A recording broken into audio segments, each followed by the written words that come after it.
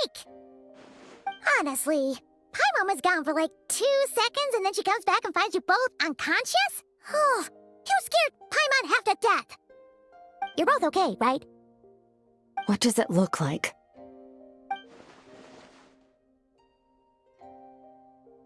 Only water from the source can cleanse the rot and filth that flows from the past into the future. I taught you to incorporate the experiences from your journey into how you fight. I suppose what happened today will become an inseparable part of who I am. Okay, so Paimon feels like she's missing some important context. But whatever. Paimon brought back tons of delicious snacks! Let's dig in! All right, it's about time we finished what we started. We're gonna deal with this thief for good, right? This time, I'm not going to tell you to hold back. But having digested even more power in the meantime, he's going to be tougher than before. The good news is, we have no reason to pull our punches this time. So, let's go. Same place as last time.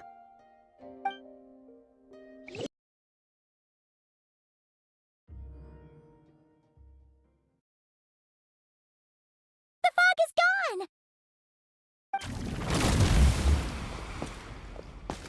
Wait, isn't that the form the all-devouring narwhal changed into? How come he knows that, too? Really? So, you're telling Paimon that giant whale and this guy can both turn into the fowl? How does that work? It's a subconscious instinct. Any intelligent being who longs for his level of strength is bound to mimic his appearance. It's a natural response after encountering someone as powerful as Master. To them, he represents ultimate power. We know the person before us has encountered Master, and we know he stole a portion of my power. So it's not surprising that he would assume this form. Okay. Oh, the closer Paimon looks, the more intimidating it gets. Nervalette isn't here this time, so it's up to us. He won't have the nerve to steal again after we're done with him. Let's teach this guy a lesson.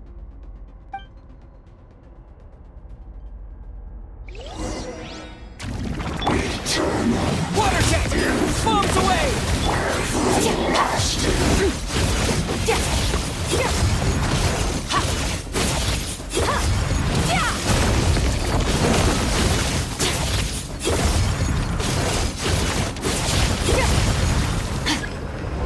Haven't forgotten your training, I hope. Water jet! Surge!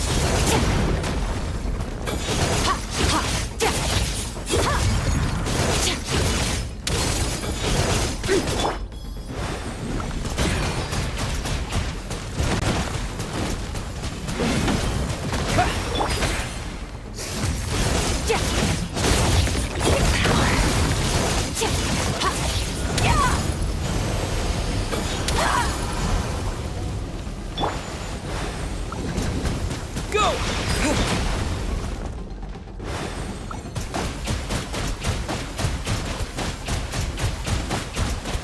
Go!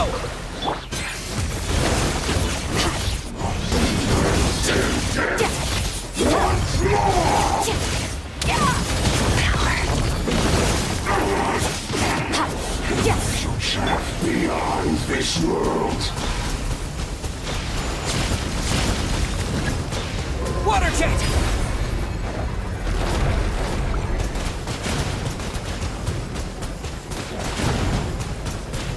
Water jet!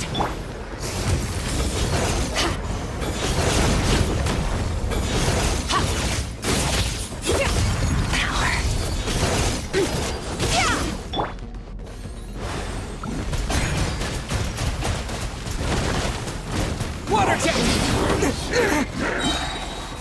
Yeah!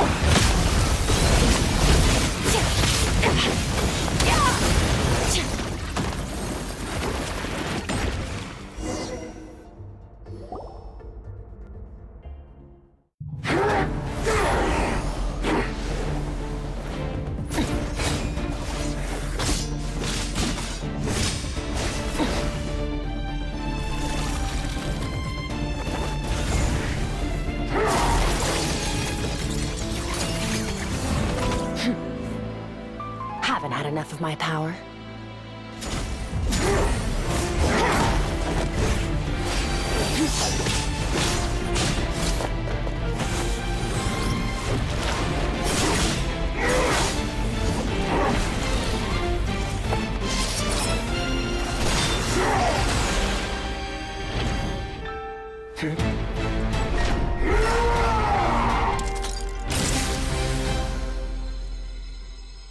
Well then, let's see how much more of this power you can handle.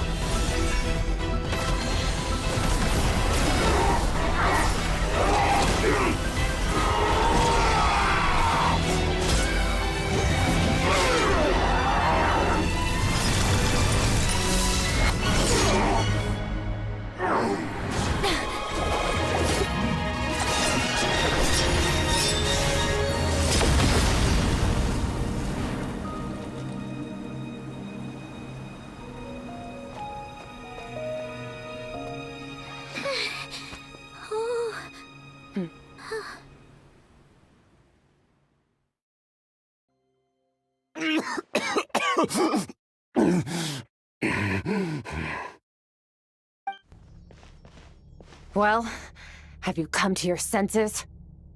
You saw that my body was at its limit. So, you deliberately channeled your power into me, knowing that it would destroy my shell from within. Such power, such keen battle instincts. So you must be... Skirk, Sertologi's disciple. How long has it been? How long has he been away from Tevat? Hundreds of years. Hundreds? Sorry, it's a lot to take in.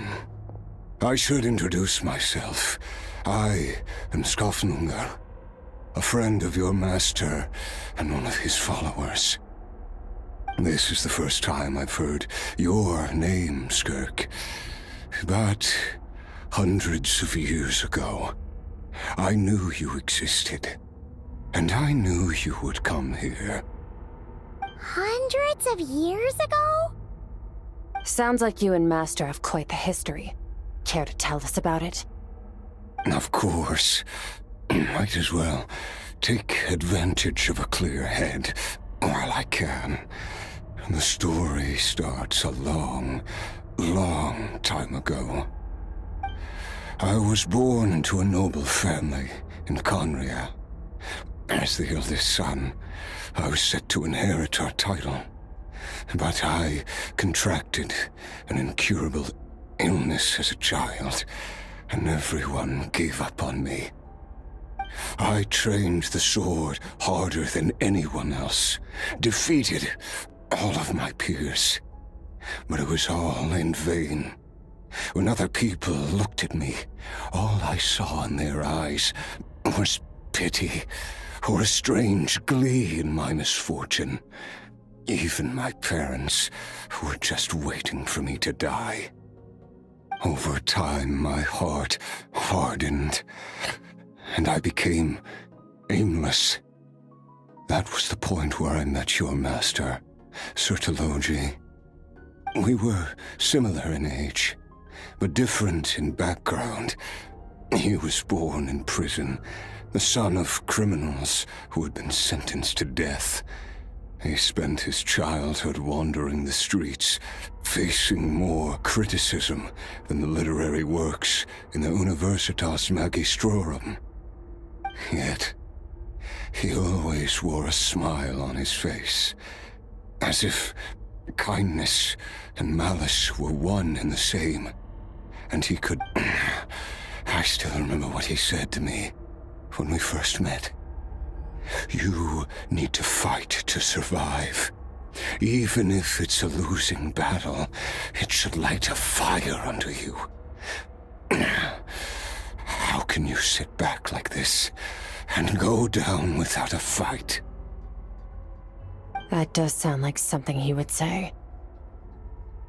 He was the first to acknowledge that I was worth something, and he inspired me to keep going. When we sparred together, it was the first time I'd actually felt the thrill of combat. When I was 10, he stole forbidden research materials and managed to cure my illness. It was like there was nothing in this world he couldn't accomplish. When it came to the human form, he was always intent on pushing the boundaries of possibility. But somewhere along the way, I fell behind. My talents were nothing compared to his, and at some point, I realized he had pulled so far ahead, I was too embarrassed to even ask him to spar. After his grand endeavor was successful, he sought me out and said to me, "This planet no longer holds anything of interest to me, so I'm leaving. But first, I have an offer. I can use a power I have just refined to break the curse of immortality for you. Your death was once what we worked so hard to prevent. But the immortality you now face is a different kind of pain altogether." I'll pass. Immortality doesn't sound so bad to me. Since I can't die, it means I have an infinite amount of time to get stronger. Maybe I'll finally catch up to you one day, and we can spar like we used to. Are you sure? I cannot say when I will return. Your body, or rather, your soul, might not be able to withstand this curse. All I can do is try. After all, a wise man once told me, people need to fight for their own survival. Wise indeed. Nevertheless, if you grow weary of the pain of immortality, and wish to experience a good sparring match before you wither away, seek out my disciple. Disciple? Never thought I'd hear that word coming from you. Nor I, but Vedifenir said I was destined to find a disciple out there in the universe, and bring her to Tibet. You know as well as I, Vedifenir's prophecies are never wrong. Well, now I'm curious about who this disciple of yours will be. All Vedifenir said was that one day, the stars shall bow in her honor. Sounds pretty impressive. Of course. Only the most outstanding people would have the right to become my disciple. Still self-assured as ever, I see. But you're not wrong. I'll be leaving then. Oh, and if you are serious about getting stronger, I left you a little gift in the primordial sea. As I've said before, walk whatever path you want. Freedom means even the wicked get to make their own choices. Waiting for me in the primordial sea was the all-devouring narwhal, already beaten into submission by Sertologi. In its weakened state, I was able to cut off part of its flesh and sew it into my own heart. Your heart? That sounds like torture! How did you even survive that? Because, of course, I bear the curse of immortality. So, you used the curse to turn yourself into a vessel for power. Even with that whale's ability, devouring power like that is not something the human body can withstand. With your body and soul constantly at the breaking point, it was the curse of immortality that sustained you. But that is not the path to strength. You have to pour your heart into it, work for it, dream of it. Instead, you stole something that didn't belong to you, and it backfired. You're right. I should have known better, but I had already pushed myself to my limits, and he was still miles ahead of me. So I had to take a leap of faith. I miss your master. I miss the days when we were all together, troublemakers without a home. I don't regret the choice I made. But if you'll allow it, I do want to apologize. To both of you. After the beating we just gave you, I think we can call it even. You're an interesting one as well. Sertologi's disciple. That's a lot to live up to. It can't have been an easy experience. I know what he's like. He rules with an iron fist, using despair and fear to force you to catch up to him, all the while standing ever out of reach. We're like mountain climbers in the dark, never knowing how much higher we have to climb, or when we will see the sun again. True. But I made up my mind long ago.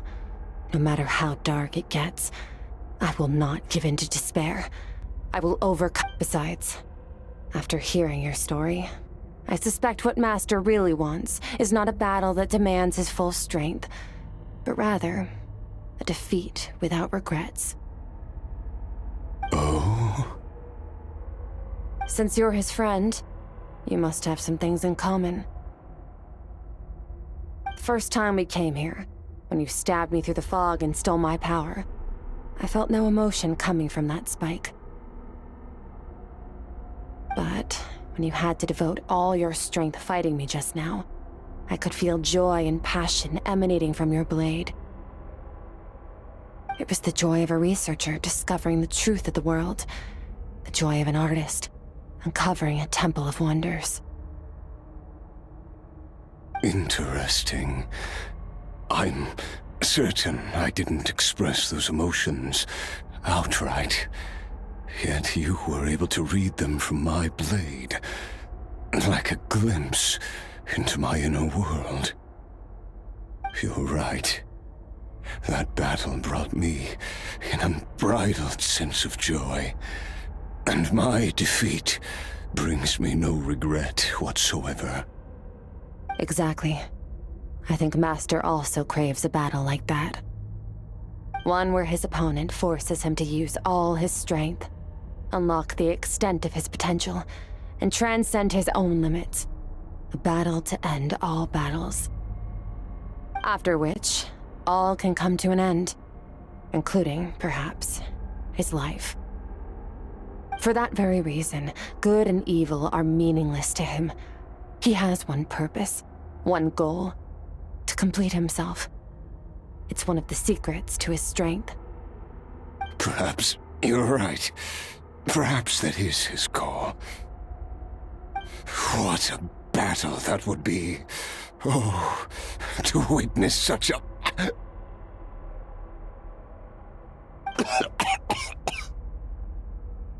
Are you okay? Too many different kinds of power are surging through my body.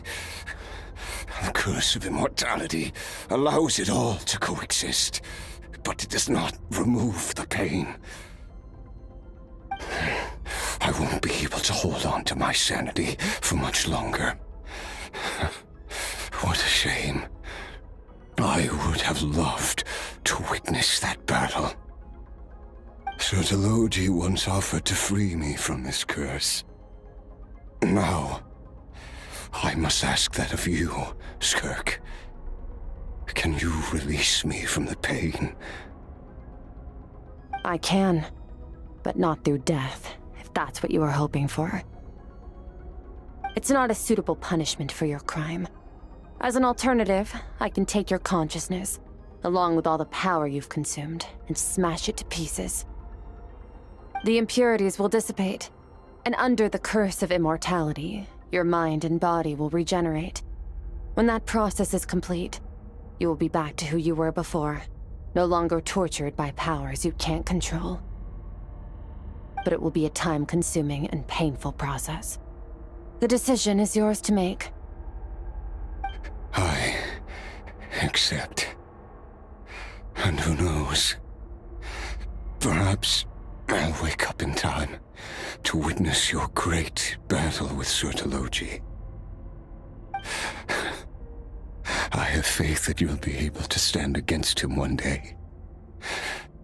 Though I know it'll be a long and arduous road.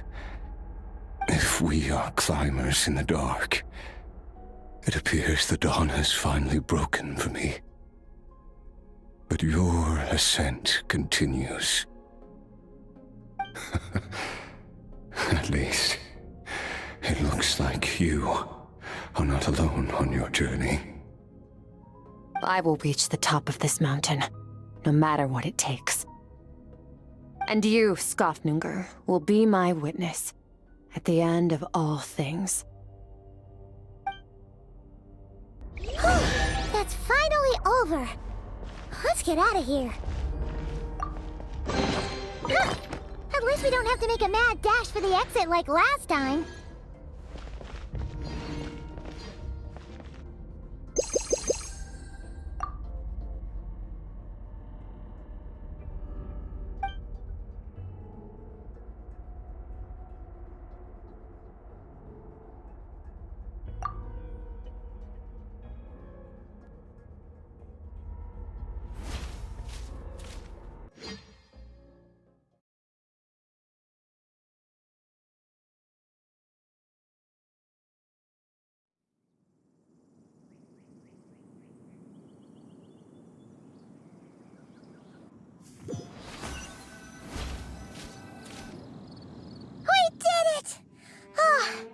It's only been a few days, but it feels like forever. Once again, we've proved there's nothing we can't overcome. We're just that awesome. Wow, you sound even more confident than usual. Guess you really have become stronger. Today sure went by fast. It's night already. Oh wait, that reminds Paimon. The stars you mentioned, the ones that died out, are they back now? Yes. The power Skofnunger stole has been returned. So, the stars have regained their light. Great! Huh, it's crazy that you even noticed their light was gone. There are so many stars in the sky. If a few disappeared, Paimon definitely wouldn't be able to tell. I suppose it's because I have gazed upon this sky for centuries. The false stars, hanging in the meticulously planned sky, glittering with rotten light. It's not real. And yet, it is for that very reason that I can look upon it and enjoy the momentary peace it brings. Even the most beautiful of bubbles has to burst. We will return to the real universe one day, whether of our own volition or not. Time marches ever forward. Even the innocent and naive will taste life's bitterness. Yet through hardship, we grow until we learn to seize the sands of time for ourselves and uncover our true strength. Though we gaze upon a false sky, its vastness and majesty is palpable. One can only wonder, what is it going to take for kindness to reign supreme in the vast expanse of the universe?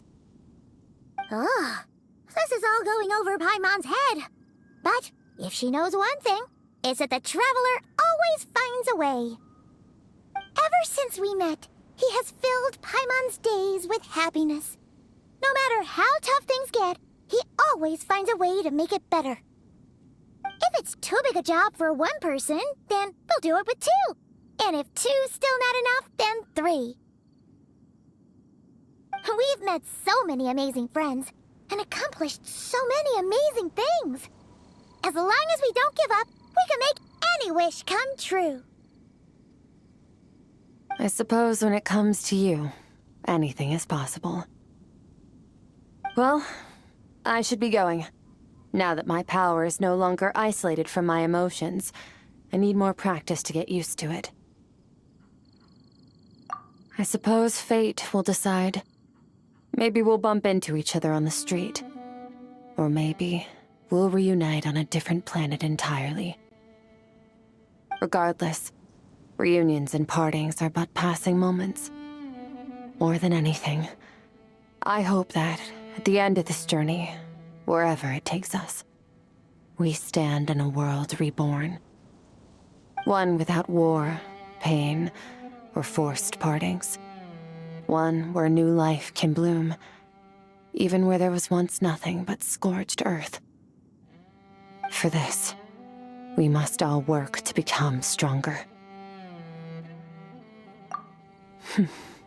If that's what you want to call me, I won't object. Goodbye. Bye!